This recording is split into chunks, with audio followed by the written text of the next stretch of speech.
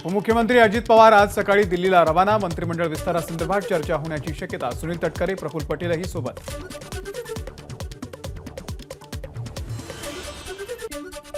उद्या बारामतीमध्ये अजित पवार गटाचा जनसन्मान महामेळावा. बारामतीमधून अजित पवार उद्या विधानसभेचं रणशिंग फुंकणार. नागपूरमध्ये अजित पवार गटाचे बॅनर. राजकारणामधील चाणक्य अशा आशयाचे बॅनर. मात्र पवारांच्या कार्यकर्त्यांनी अनधिकृतपणे बॅनर लावल्याची माहिती. काँग्रेसची 7 मतं फुटली यात आश्चर्य नाही. ही मतं आधीच फुटलेली होती. संजय राऊतांचं वक्तव्य. कालची निवडणूक जनशक्ती विरुद्ध धनशक्ती होती. आमदारांना काल 20 कोटी ते 25 कोटींचा भाव. काही आमदारांना 2 एकर जमीन देण्यात आली. संजय राऊतांचा गंभीर आरोप. संजय राऊतांना लोक मनोरंजन म्हणून पाहतात. संजय राऊतांच्या आरोपांवरती केसरकरांचं प्रत्युत्तर. काही गद्दार बदमाश लोक आमच्यामध्ये होते. त्या बदमाश लोकांवरती काँग्रेस पक्ष कारवाई करणार. नाना पटोले यांची प्रतिक्रिया. ज्यांनी महाविकास आघाडीला मतं दिली नाही अशा काँग्रेस आमदारांची नावं आम्ही हायकमांडला पाठवली आहेत. या आमदारांवरती लवकरच कारवाई केली जाईल. पृथ्वीराज चव्हाणांची प्रतिक्रिया. भाजपनं पक्ष चोरले अशी टीका करणारी इंडिया आघाडी छोट्या पक्षांची भाजपसारखीच वागली. शिक्षक भारतीच्या कपिल पाटील यांची इंडिया आघाडीवरती टीका. नारायण राणेंच्या खासदारकीला विनायक राऊतांकडून हायकोर्टामध्ये आव्हान.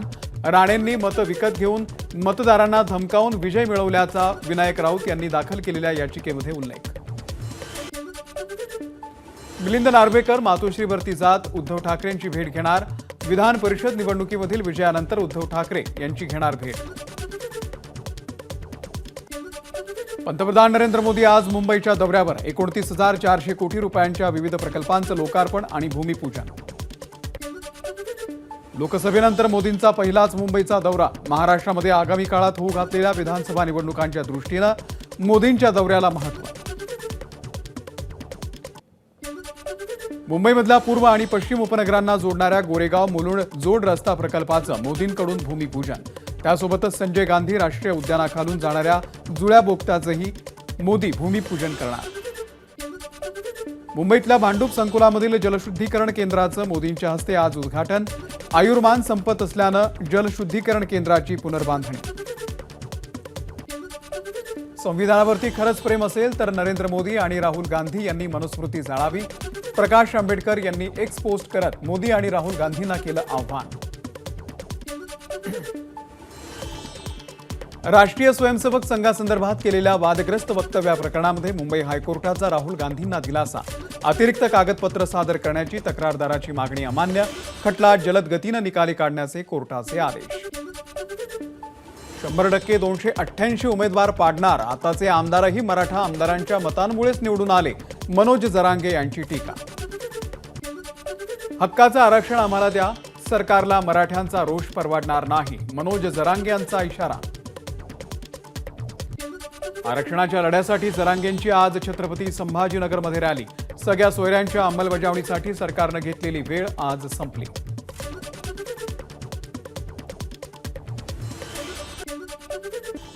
जरांगेंच्या शांतता रॅलीच्या पार्श्वभूमीवरती छत्रपती संभाजीनगरमधील शाळा महाविद्यालयांना आज सुट्टी.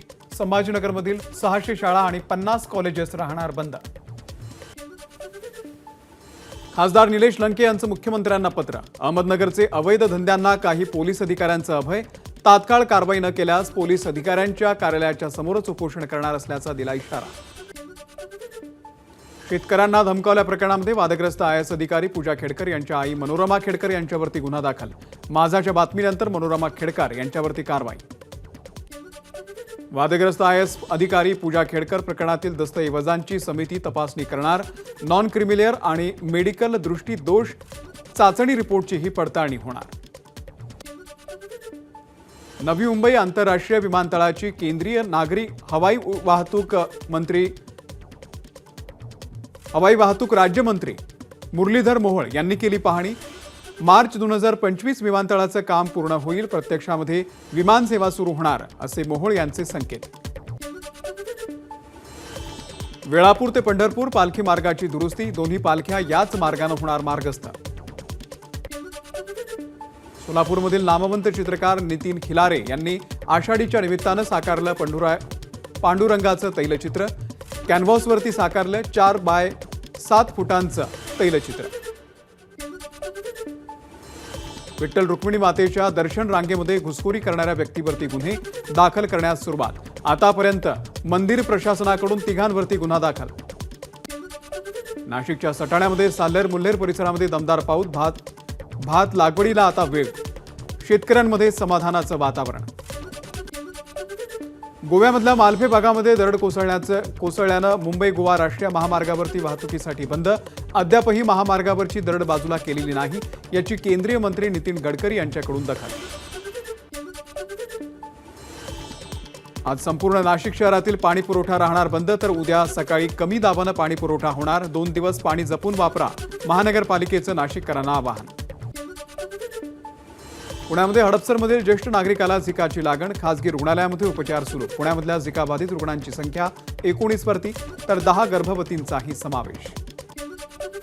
नागपूर जिल्ह्यामधल्या पेंच व्याघ्र प्रकल्पामध्ये सुरेबानी बफर झोनमध्ये पर्यटकांना अस्वल आणि तिच्या 2 पिल्लांचं दर्शन. लातीश हिंगे या वन्यजीव प्रेमीनं शेअर केला व्हिडिओ. नाशिक शहर बससेवेचं काम बंद, आंदोलन स्थगित. सिटी लिंक बसच्या चालक कर्मचाऱ्यांच्या संपावरती मध्यरात्री तोडगा. चालक कर्मचाऱ्यांनी दिला होता आजपासून काम बंद आंदोलनाचा इशारा. लाडकी बहीण योजनेसाठी वर्धा जिल्ह्यामधून 17,171 अर्ज दाखल. सर्वात जास्त वर्धा तालुक्यामधून, तर सर्वात कमी आष्टी तालुक्यातून अर्ज.